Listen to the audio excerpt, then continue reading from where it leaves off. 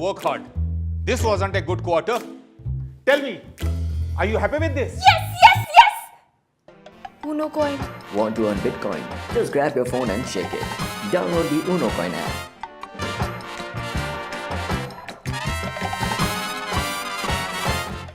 Bitcoin.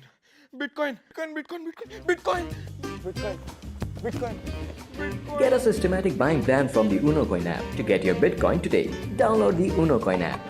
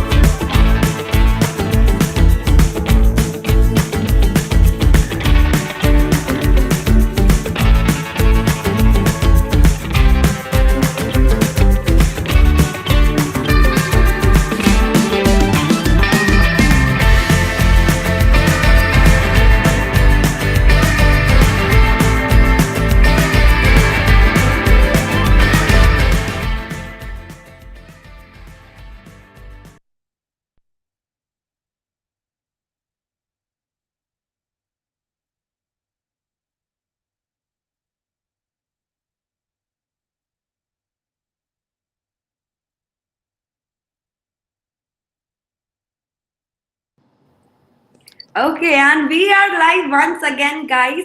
तो एक बार फिर हम लेकर आ गए हैं आपके लिए ऊनो कॉइन का AMA episode which is today very special, my dear friends. The reason being, आज हम बात करने वाले हैं क्रिप्टो रेगुलेटरी फ्रेमवर्क के बारे में इंडिया में स्पेसिफिकली, एंड उसके लिए हमारे साथ आज बहुत ही खास गेस्ट जुड़ चुके हैं. तो हमारे साथ है हमारे आज के खास guest सुरिल. Suril Desai is a lawyer with an expertise in technological lawsuits.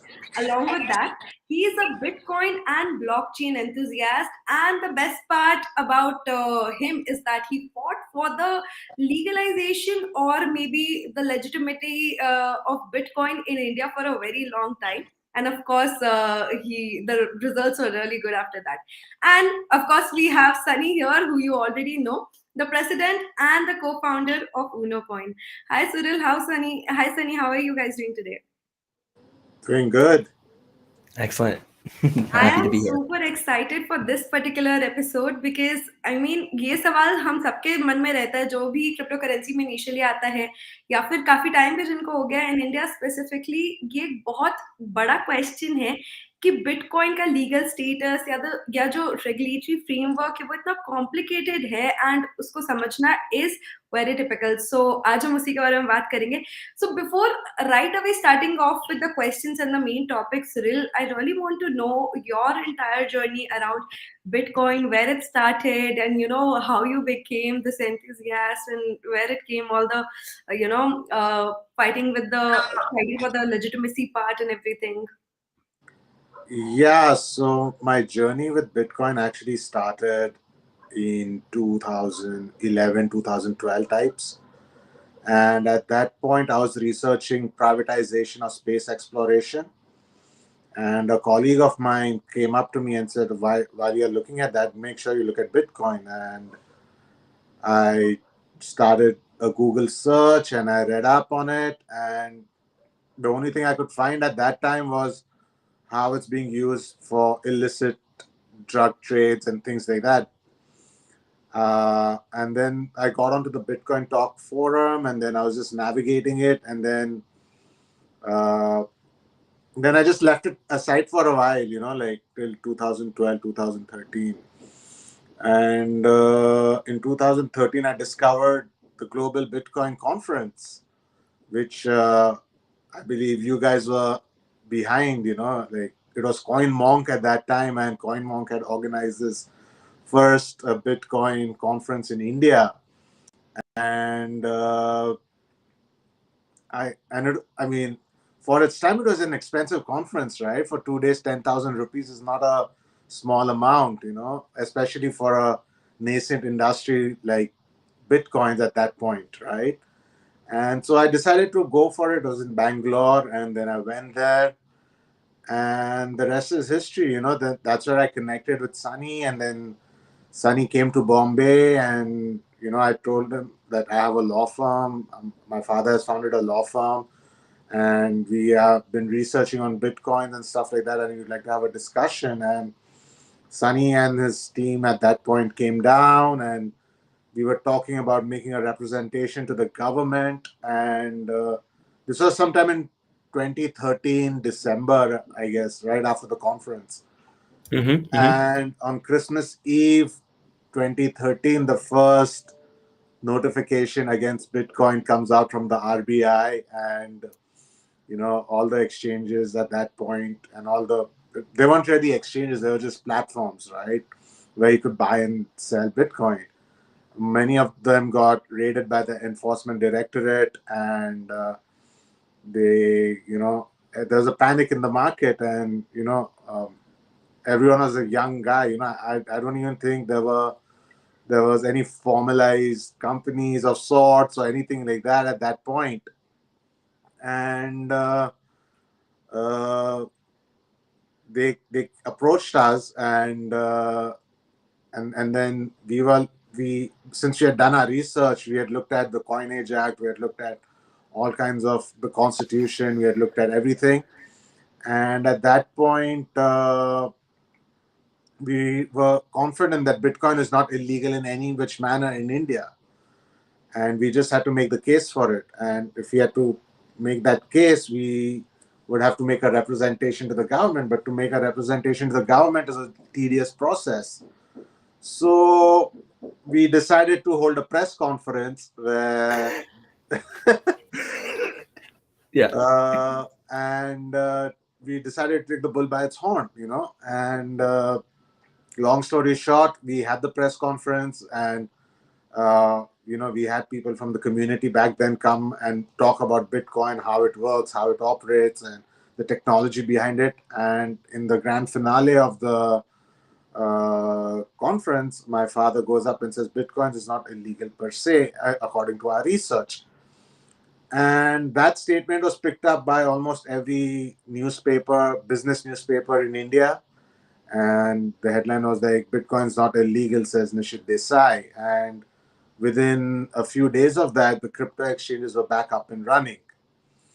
Fast forward to 2018, when RBI again issued a notification, which was kind of prohibiting the banks to allow bank accounts for the crypto exchanges to be operated. And again, the industry came to a standstill. And then in April of 2000, this was in April of 2018, and in May 2018, we filed a writ petition saying that this is too extreme a move, and we filed it in I don't remember which was it, the High Court or the Supreme Court, but we filed it, and and then we fought that case, and 2 years later, on March 4th, 2020, the Supreme Court came out with the Honorable Supreme Court came out with a really good judgment favoring crypto, favoring the whole industry. And I think there isn't any such, it's a 180-page judgment, and I request all the viewers to at least glance through it, if not read it end to end. It's a really beautiful judgment. It really can put India on the, if the political will is there, then India can be at the forefront of this industry. And now we are back to the present, where I am just enthusiastic about the whole idea of decentralization. Amazing I mean मैंने इस particular story के बारे में सनी से सुना है बहुत detail में सात्विक से भी सुना है and it's downright fascinating for me to actually see how much of hard work you guys put into at the Supreme Court during those hearings and everything और वो पूरी जर्नी काफी इंटरेस्टिंग है because something so new like crypto and then the Supreme Court coming up with something like that and then fighting against that in the court is something very great. So Sunny, what do you think about this entire thing and how Cyril explained the entire scenario? So what are your thoughts on this? Oh my, I mean, I get goosebumps whenever I hear it, right? Because it feels like just yesterday I met Surreal. I think he was sitting like front row at that or close to it. And so, and then the other thing I want to leave, I mean, it's hard for him to think about his father and his firm and Nishith Desai and Associates and all that, right? But I've kind of had a chance now to work with a lot of lawyers around the world, et cetera, et cetera. What they've built over there is really something. It's a marvel in the sense that I was going to ask you, Surreal, just to go really simple. What is a lawyer? Like, what does a lawyer do? Because I feel like the one takeaway from me is I have a tremendous amount of respect for lawyers now, and I could always go as far as to say love for lawyers, right? But that wasn't always the case because lawyers do have a bit of a bad name, right, out there. So what do lawyers do if you had to break it down? I mean, to put it in computer science terms, a lawyer is nothing but a hacker, right? I mean, if you look at lawyers, they look at the law and they find loopholes in it. They find places. They find ways of when it comes to defending a client, they find answers within the text of the law itself, right? And it's like and the law is nothing but a big code, right? I mean, it's coded. It's code by words, and lawyers are basically hackers who found a way around the system. A good lawyer always finds his way around the system and makes his point using relevant logic. And so lawyers and hackers have a very similar mindset, if you think about it. They don't want to break the law, they bend it, right?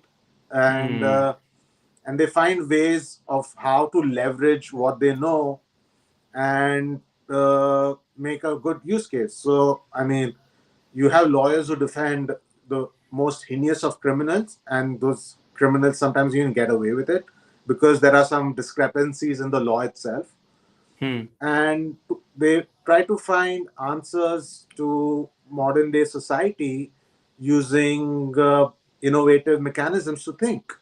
And so I mean, if you juxtapose a lawyer and in the digital world, hackers are like lawyers, right? They can get you information that's not available.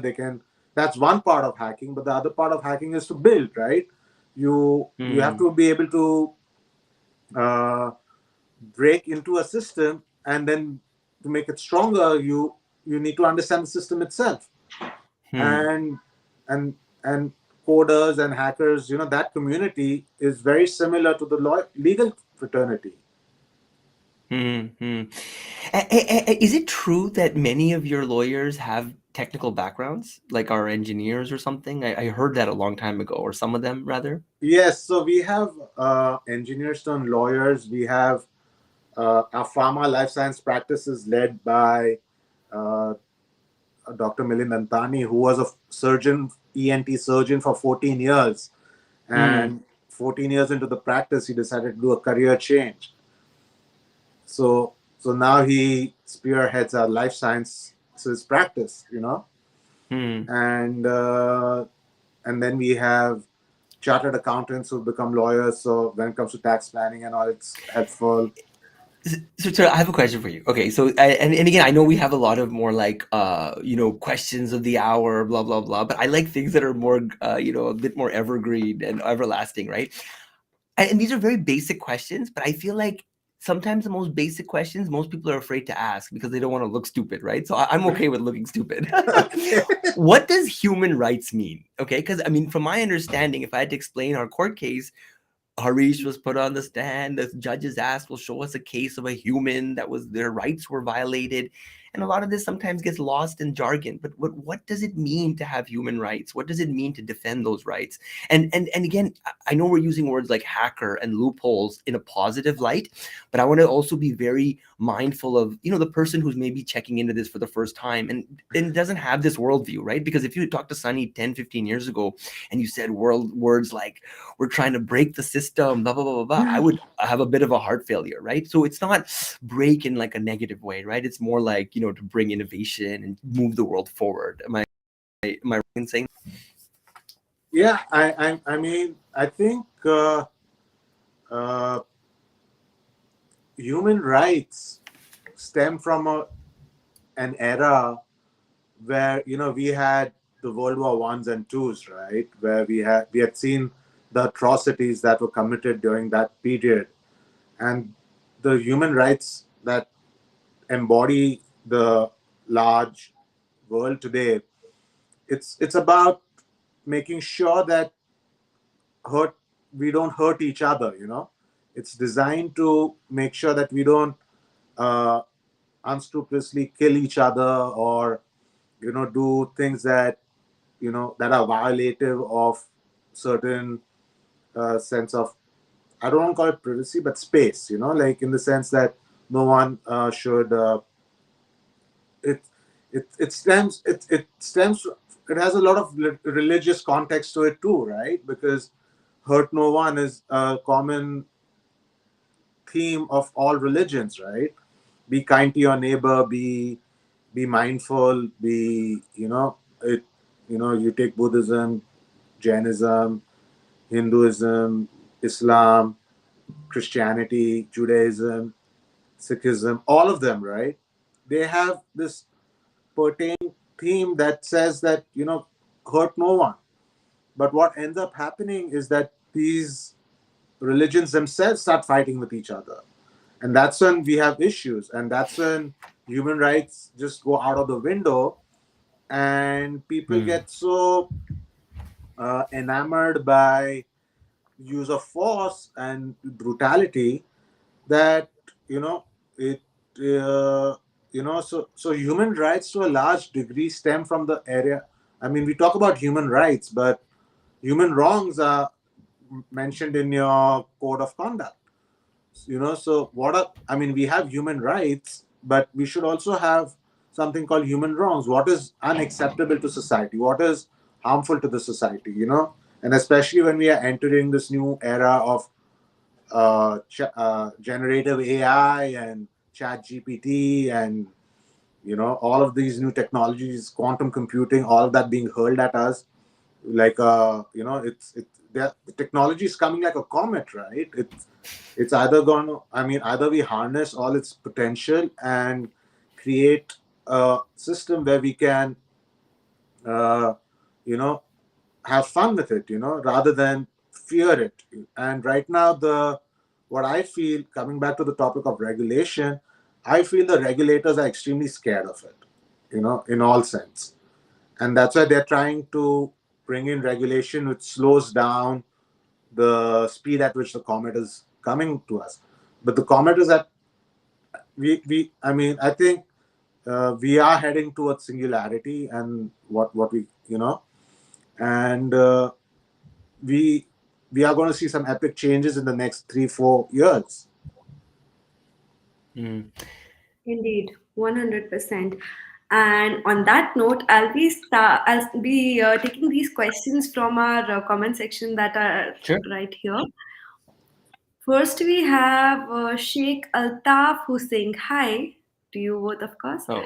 Mallikarjun is here asking, hello, Sunny and Suril, two big technological enthusiasts in one frame. So seems he's very excited. Then we have a question from Malika Arjun. He's asking, does banning crypto poses a serious threat to the macroeconomic and financial instability of the country as people trust Bitcoin? Ooh. Can you repeat that question, please? It's on the screen Yeah, there. sure. Yeah. Does banning crypto pose a serious threat to the macroeconomic and financial instability of the country as people trust Bitcoin? It kind of, I don't know. But yeah, do you want to I, comment on that? I mean, Bitcoin is not a threat; it's an opportunity, right? And the current global system, if you look at the time at which crypto and the Bitcoin white paper came out, immediately after the financial collapse of 2008, and obviously it's not a threat to the system, but it's more of a disruptor. It's like, just like how email came and disrupted the postal and the telegram services, Bitcoin and crypto are going to disrupt the banking system as we know it. It's already started happening, and if Bitcoins was called Bitpoints instead of Bitcoins, I think we wouldn't. It would have just, Fizzled gone away. unnoticed. Good point. It's real. I have a question. So there's a lot of stuff going on in the US. I'm sure a lot of people are probably wondering about those topics as well, right? I'm sure you're following. Do you have any general thoughts, or do you want to maybe stay out of that conversation and move into the No, separation of money? no. See, uh, I mean, with all respect, like right now we are in an era of where we have centralized exchanges. So there is that one point of failure, Hmm. and soon centralized exchanges are just in the interim a bridge to make it easy and convenient for people to buy and sell crypto. But as we move forward, centralization will become decentralized exchanges, right? And if we see, SBF and FTX and stuff like that, if we talk about it, or we talk about what's happening with Binance right now, it's like Binance and FTX were the two exchanges which are behemoths, right? And then you have Coinbase, and then you have Kraken, and then you have a whole host of other exchanges. And what SBF unfortunately did is that, I think, he he he became too. He thought he was too big to fail, right? And obviously a little amount of greed got into him, and then it spiraled out of control. So and the thing, that's the thing with centralized exchanges. I use centralized exchanges, don't get me wrong, but I think, that one point of failure is there, that the exchange owner might just, one fine day decide to shut down the exchange. Then what happens, right? Or a regulator comes and says that we're shutting this exchange down, right? What happens then? So and how do you keep your coins safe, right? That's a big question, because because right now the exchanges are hybrid, right? They are hybrid between the existing fiat system and the emerging crypto ecosystem. And soon we'll have an ecosystem where fiat will probably disappear, right? And we are looking at it, it's happening, like it's like smaller nations are looking at crypto and especially Bitcoin as the next reserve currency of sorts, and same thing with Ethereum, right? People are looking at Ethereum and Bitcoin, and the other altcoins are like, they are questionable, right? So I feel that we have to embrace it, like how we embraced internet. And the beauty of the whole decentralized system is that there is no such thing as we, right? It's like, if you have to say who represents the internet, you can't say we represent the internet. It's Yeah. it's it's it's a whole everyone's opinions count on the internet, right? It's like one tweet can change the world, right? Or one viral video can do a lot of things.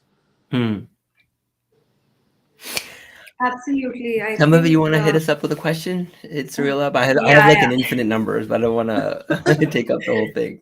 No, absolutely. It's actually more fun to watch the two of you talk because you two, have this whole thing where you have known each other and, it's interesting. But I'll be taking the questions, of course, because that is what the audience is here for. Right. So, another question from Malika Arjun. He's asking, where can I report crypto fraud? As of now, I mean, I think crypto fraud is like like those emails you used to get, those phishing emails, and you know and if you have to do your own research, right, before you get into any kind of crypto or invest in any product. You have to make sure. I mean, you can't really report it to anyone right now because it's like you know it becomes it's a question of who has the authority over crypto, right? Because if you're going to report it to someone, that person will have an authority over crypto. And the whole idea is that it's decentralized, and the person who's committing a fraud can be penalized under the regular IPC or the all those codes. And but but right now the best you can do is go to the police and complain, right? And then the enforcement directorate will look into it.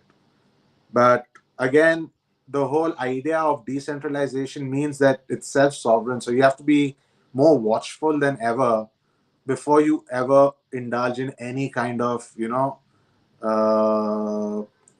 like I mean, someone tried to has been trying to use my Instagram account and get people to send them money, but that's ridiculous, right? And I've complained to Facebook, and Facebook has not really done much about it. So I had to change my username and things like that. So we are on our own. You have to have your game plan in place. You have to think a lot before you indulge with anyone, especially someone who's just asking you to send some money over WhatsApp or Instagram message. You got to be careful. You can't just believe the stuff that because technology has moved really fast, and it's it's it it's very hard to regulate it. I mean, at the maximum you can. It's almost impossible to find the fraudulent parties at the core. Yes, absolutely. But Cyril, I remember reading this somewhere about the reporting the crypto scam part that we can like how the Indian government sees or the authorities would see that as similar to any other financial crime. Is that right? Yeah, I mean, it can fall under that, but the thing is that financial crimes, like if you look at it, the state has a monopoly over finance in a broader perspective, right? The state prints the money, the state taxes the money it prints, and then when it can't tax it, there's inflation, right? And that's another form of taxation. So so financial crimes in this age of digital currencies and digital means of digital models is going to be redefined. What is a financial crime? Is it when someone who is rich and powerful commits a crime and gets away with it? It's like, let's take the example of the Fed Reserve. They've printed trillions and trillions of dollars, and that's causing is should that also should there be limits on the state, just like there are limits on individuals? Absolutely. Surreal, do you want to dovetail into? I mean, you brought up religions earlier, right? Right. And so I mean, I'm like my wife is Christian, my parents are Hindu. A lot of my friends are Muslim. I think religions are quite beautiful. My religion, when people ask me, I just say I'm confused, right? Because that gives me a free ticket to go into any mosque or any church and just learn. However, humans did have the realization quite some time ago that there was a need to separate religion and state, right? Is there another day coming when the state might recognize, or humans might recognize, that we should also perhaps separate money and state? Of course, I mean that age is coming sooner than we think. I mean, it's. If you look at historically, there was a statement made by uh, DW or FW Rothschild that give me the power to control the money, and I care not who the prime minister or the political leader of the country is. Right. So now I'm saying that give me, take away all my rights and give me four rights. Give me the right to vote on the interest rate. Give me the right to vote on what the tax rate should be. Give me the right to vote on how much money there would be supplied in the market. And these three, four rights you give me, then I don't need to, because when you have power over your own uh, self sovereign uh, sovereignty over finance, it you don't really need that much governing. And if you look at the cost of governing, and the taxes that are raised, it becomes a situation where uh, you know we pay taxes, and the tax, it's like if you take if the government wants information from you, you have to give it on the spot. But if you want government to give you information, you have to go through an entire process. So the citizens have to look at it from a different perspective. They have to put on a new lens. It's it's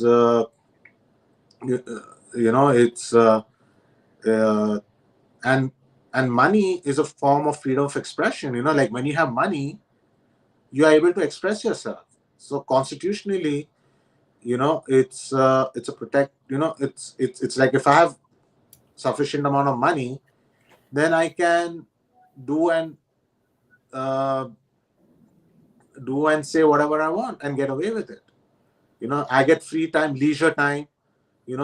And there has been this systematic use of money, and the monetary system hasn't changed in over 1,000 years. It's the same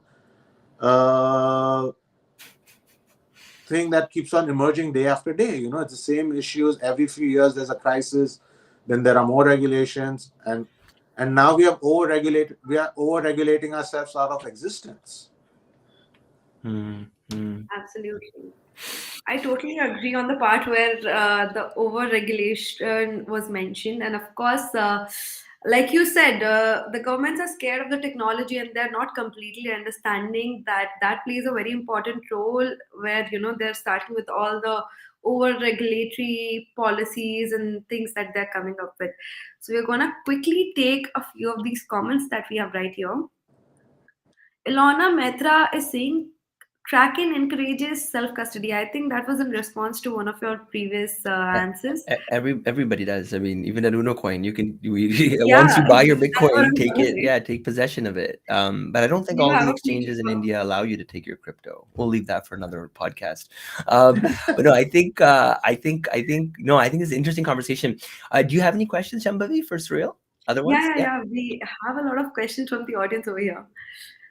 So Karthik is asking, can you tell me something about S Group? I'm not sure if we understand your question completely, Karthik. So Karthik, if you could, just Escrow reiterate. account, as in escrow account, ESCROW. S Group, that's what he mentioned. S group. No, I don't know about S group. If you could just reiterate your question. Next, we'll take up Saurabh's question. Saurabh is asking here why Indian government is behind only crypto, because shares, mutual funds, all these are also risky. Then why only crypto is being targeted? Sunny, you want to take that or should I take that? Yeah, this is about you. I'm on the show every week. No, I think the reason why they're going after crypto is because they think that that it's it's like when institutions are getting disrupted, they go after the lowest hanging fruit, and crypto has become such a common thing now that they find it easy to blame everything onto crypto. Everything from it's so that's why they're going after it. And yeah, there is insider trading everywhere, right? So Hey, so but sorry. yeah, Go go ahead. ahead, go ahead. No, I was gonna say is that I was just at Bitcoin Miami, and Robert F. Kennedy from the Yeah, left was talking about the Bitcoin standard, and then you had from the right DeSantis talking about Bitcoin, right? So it is entering the political kind of arena, right? It's yeah. becoming almost like a national issue. So it looks. I'm sure there's like darker days ahead before it gets better, but it does feel like there's hope in the horizon.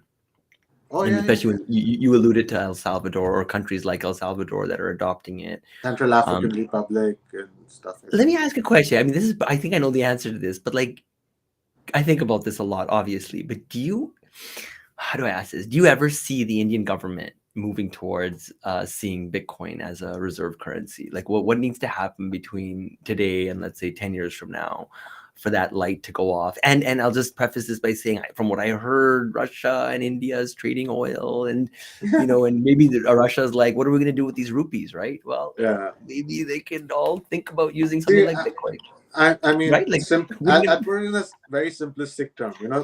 Cyber warfare is happening on a tremendous scale right now. There are cyber attacks almost every single day and every single minute, and the cyber the hackers and the cyber attackers, when they ask for ransomware, they don't want it in fiat; they want it in crypto. So whether they like it or not, the governments will have to keep a stash of crypto. It could be Bitcoin, Ethereum, Solana, Matic, whichever. But they'll have to have a basket full of cryptos, Moneros and stuff like that, right? And they would need a basket full of cryptos to pay off the ransomwares. And, and sometimes you won't have any option left but to pay the ransomware. I mean, because so as far as ransomware goes, cryptos are going to be the currency for ransomware, and you can't stop that, right? It's like you can't stop me from sending an email to someone, right? It's too much. Yeah, it's funny. Absolutely. I mean, it's not funny. It's when you get attacked, but I'm just saying it's just ironic. Yeah. Um, yeah, anyway, Shambhavi, I keep going. You have another question? I guess some people are asking other questions. Have you? We Yeah, have go a ahead. lot of questions. I know you're blowing up the comment section here, Surreal. Yeah, Normally it's even like have crickets. I Like normally I have to get my mom to join this call just to have a few viewers, but today it's No, no, I I'm mean, kidding. I'm honestly, I kidding. have a lot of questions of my own, but I think it's Yeah, more important for us to address them first. sure. So, Vibe Booster is saying I have questions. Vibe Booster, you can simply type down your question in the comment box and I'll address them for you. I'll ask Suril and Sunny to address them for you. Here we have another question. Oh, here's Vijay Baheti, sorry. He's asking how wallet address is decided, whether the address is in India or abroad, whether this could cause any FEMA violations. See, I mean, if you're going to deal with crypto, you're going to get notices. If you're going to be exchanging, you will, because right now we are still in an era where fiat is still the prevalent currency. So you have to follow the norms of finance that the regulators want, and there'll be PMLA and stuff like that. So, I mean, the technology is ready to, bypass all the existing financial systems. Like if you look at DeFi and stuff like that, you can literally have a parallel economy now, right? And and you know, it's up to you how you know what I mean, I'm sorry, I didn't quite clearly understand the question, but from what I understood is that if you know if the wallets can be masked, you can mask them, and you can, so you won't know the origin of where the wallet is. And if you're doing those kind of things, obviously it's nefarious activity, and it'll all depend on the intention you had for doing that transaction. So uh, so and capital controls exist in India, and because of that, these issues of where the wallet is located and all that come up. But if you look at the world as a, as a one world, then it shouldn't really matter whether the wallet is in India or whether it's in Pakistan. I just want to drop in Pakistan because it's the country that and or China. It shouldn't really matter. It's like you can send emails, just like you can send emails. You should be able to send money, just that simple. And this technology that we have in front of us is capable of doing that. I mean, everyone's talking about Chat GPT, but I'm talking about Finance GPT, right? Just imagine if you have Amazon, if you have a refrigerator at home and that's connected to your Alexa or your Siri, and you're placing an order on Amazon, and the blockchain in the refrigerator communicates with the blockchain of Amazon and orders food for you and does all those payments. So does it really matter where the blockchain resides? No. So this is just a temporary thing, but in the long run, I think it'll be seamless. It'll be like it's uh, it's like the whole idea of territorial sovereignty is going to change. Agreed, 100%. And I think that was the vision with which Satoshi created this particular thing in the first place. And I think it's beautiful because Sunny often describes how it's easier, it could just go with Lightning Network, like, through transfers, you could just send money in what, a fraction of a second. And it's actually very beautiful. So hopefully it's going to be a great, great, great opportunity for us to explore when it comes to export trades and those remittances and all the other things. I'll be quickly taking. I was gonna say, Surreal, do you mind sharing your tattoo on your arm? Just for the look at this one, Shambhavi. That's a Bitcoin logo. Oh my god. Surreal, do you mind commenting quickly on like kind of the Bitcoin, let's say, versus crypto narrative? Like, how do you kind of position that in your head? Because I know you are obviously, I mean, we all got in because of Bitcoin. We all love Bitcoin. You're wearing a shirt that says crypto. Unocoin is crypto ka super app. But like, how do you, I don't know, it's kind of a really open-ended question, but how do you kind of position that in your head? Yeah, I mean, there was a point when I was just like, I look at Bitcoin white paper as like Andreas Antonopoulos told me that Bitcoin is like the Pythagoras' theorem, right? And it's like with that theorem you can build monuments and you can build missiles, right? So and similarly, I used to just believe that Bitcoin is the only one, but I felt that there are other cryptos which have emerged from the same formula, right? And so I said that Bitcoin was like the key to start the engine, but now people have the option to change that key and make it into Solana, Matic, Avalanche, whatever, right? And they all have their own role to play. So while Bitcoin is always going to be my favorite. I feel that others should also have the opportunity to create something new. Because all of Yes. them are creating something Yes. new, and that's why I like crypto also, right? I mean, Bitcoin. But sorry, go ahead. Yeah.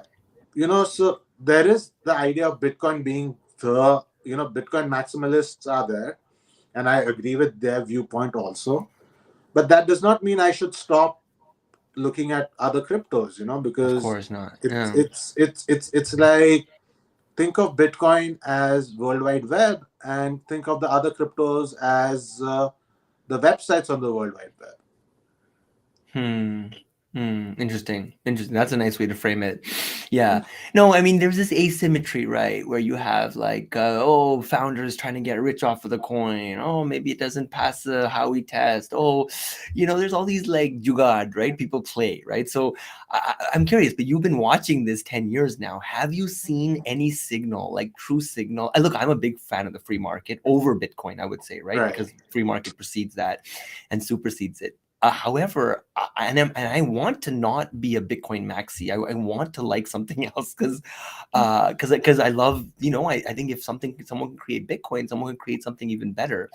But I haven't intellectually been stimulated by anything yet. It does feel like marginal, like they're just putting makeup on Bitcoin and, Right. we're going to make it faster. But it's like, dude, what about Lightning? Or we're going to, this or that. It's like, I don't know. But I agree with you that I want to fight for the right for anyone to try, right, different things, and anyone to, if Right. they want to buy Solana, then they should be able to. I think.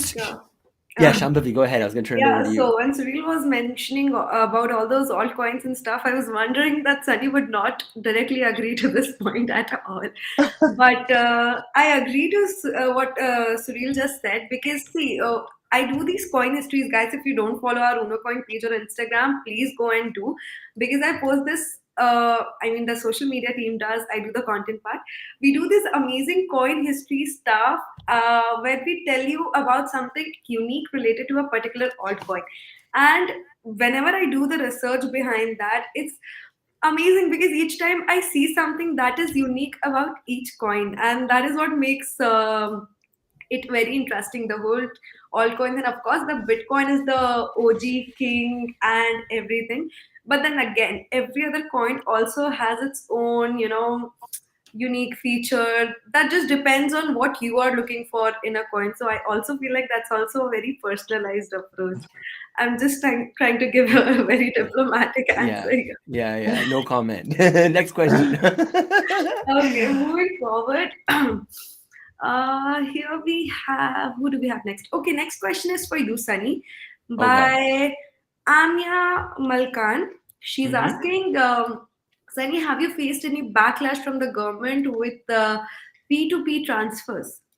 We don't do, I mean, I saw that question. I don't think, I mean, if they're referring to like a P2P, person-to-person exchange, that's not what Unocoin is, right? So we're like a centralized exchange, like Suril described, like Coinbase or Kraken. So no, we haven't, I guess, seen any backlash because we are not that. Now, the second thing I was thinking is maybe they're referring to transfers between people, and we don't have any problems there either. So answer is no. Yeah. Absolutely. So, next question will take up from Vijay Baheti again. He's asking, if one has to shift to abroad and he already holds Bitcoin, what is the taxation procedure or the status? That depends what jurisdiction you choose, right? I mean, I think India is the only jurisdiction which is taxing it right now at the rate it is, and you'll have to speak with a tax advisor in that jurisdiction and get a better answer for that. Yes, 100%. So first you need to see which jurisdiction are you talking about. So Suril, since we are, just moving towards the end of our session today, I have this great question, which I think is great, by the way. So I really want to know, like you already mentioned at the start of our session today, that your father came up with this research which said that Bitcoin is not technically illegal in India. So what is the legal status as of today of Bitcoin and cryptocurrencies in India? See, I mean, when we started out, there was the earliest version of the Bitcoin and crypto regulation bill, which had come, consultation paper which had come out, which said that if you're seen holding Bitcoins or any crypto, there's a 10-year imprisonment. We have moved from that era to an era where it's being taxed at 30% because now the government sees value in it. Otherwise, it wouldn't tax it at this rate, right? And then there's that 1% TDS and stuff like that, which is really hurting the ecosystem. But at least we are clear that they won't be able to ban it now because they've taxed it. So because they can't ban it, they are taxing it. Yes, true. And that is also a very discouraging thing, and kind of drives away the people who just started to explore it and everything. But yeah, we just can hope for the best and think that okay, it's just gonna get better, in future. So here we have someone who's a big fan of XRP. Intizar Ahmed. So I think when you guys were talking about Bitcoin and all coins, he came up with that I'm a big fan of XRP. He says that it's just a matter of time and XRP will be the only crypto having clear regulations in United States since SEC versus Ripple lawsuit is about to end. Well, like I said, it's a very personalized thing. You see value in different type of cryptocurrencies. So I want to know both of your opinions on this. So You might You not can take go it. first. Yeah, go ahead, Suril. What? I mean, I think XRP is looking at helping to build the CBDCs and stuff like that, if I'm not mistaken. And I mean, I don't think the US government will ever ban other cryptocurrencies because I don't think if they were going to ban it, they wouldn't have allowed, SEC wouldn't have allowed Coinbase to list itself in the first place, right? So, yeah, I mean, you can be bullish on XRP for a while, but I think other cryptocurrencies will continue to exist in the US market. yes. And Sunny? Oh, no comment on XRP. I only talk about Bitcoin. I thought you were gonna have something, major to say on this. Oh no, I mean, I don't know. Oh, I shouldn't say this probably out loud, but I had a call with I think the Ripple team a long time ago, and it's like 10 of them in a room on a Zoom call, and at the end of it, I was like, the work you guys are doing is really stellar. So people will get that joke if they do a little bit of history research. Anyway, I'm kidding. No, Ripple's great. They're a free market, right? I don't know what to say. I mean, I'm not, as you know, Shambhavi, not a huge fan of CBDCs. I think they're like a totalitarian nightmare and a matrix grid that's gonna oh my god, make our future look not so happy. But yeah, I mean, if you're a fan of XRP, you're a fan of XRP. I'm more like I said, I think Bitcoin is super, super interesting. I think it has something called network effects. I think the first to market thing, I think it just gets it right. And yeah, I don't know. That's all I can say. Yeah, absolutely. So we'll go ahead. Karthik clarified on his question. By S group, he meant sincere system group. So any idea what is this? Nah, I we'll just have skip that question. I'm not sure. I think we should maybe bring this one home. No, I think we're good to the end. That was a really good session. I Yeah, don't see any it more is an questions amazing here. session. But we have this one last opinion because it has now turned into a discussion from an AMA, and I'm really liking how people have so many opinion on how things are supposed to be or how the things are right now. And Malika Arjun here is saying, I think Bitcoin survived a lot from a long time and it will have regulations soon. So on the regulatory side, so I want to know this from you, Suril. From the regulatory side, when we talk about how beneficial or harmful is it, when the government takes these kind of steps towards crypto or something that is totally meant for people. So if you look at Bitcoin, right? I'm talking about Bitcoin and not other cryptos. If you look at Bitcoin is heavily regulated. It's regulated by the algorithm, right? I mean, Yeah. you can't have more than 21 million Bitcoins. And, there are these forks and everything that keeps happening. So Bitcoin is regulated by the algorithm, and it's the algorithm that's going to be the in charge. So if you are violating the algorithm in any which way, it won't permit you, right? And and the governments need to understand that that when they're talking about regulating Bitcoin, I think they need to put on a different lens and see that, oh, the algorithm is the governing factor behind the entire Bitcoin blockchain, which is immutable and which has not been hacked yet and it's not been broken. And the verify it's every transaction on the Bitcoin blockchain is verified, right? And you have all these nodes that are coming up, and it's more transparent, and the whole idea of regulation is to keep things transparent. And so any regulator that's looking to regulate Bitcoin will have to embrace the fact that Bitcoin is a completely transparent system.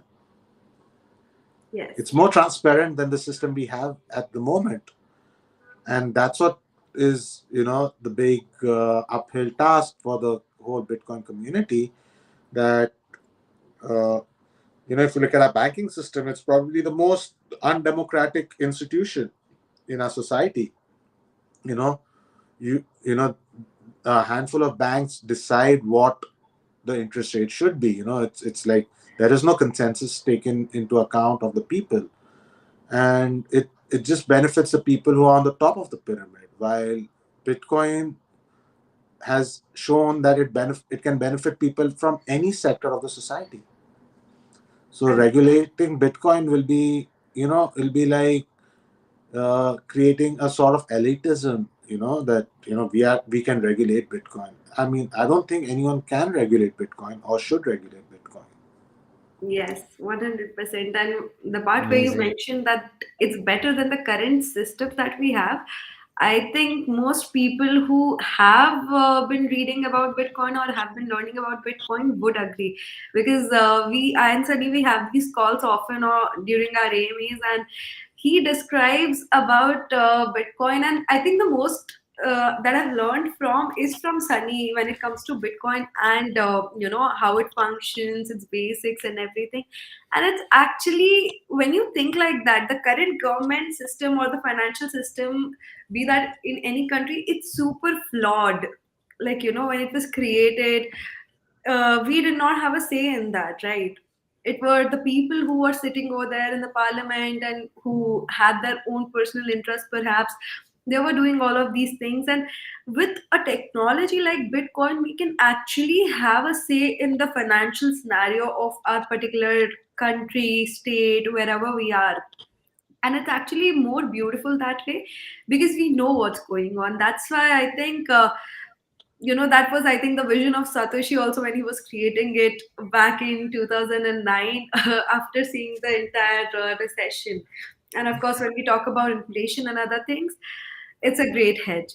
So we'll be ending our EMA for today on this note. It was a great session, Surreal and Sunny Thank both. you. I was so excited, and I'm sure our audience also loved it.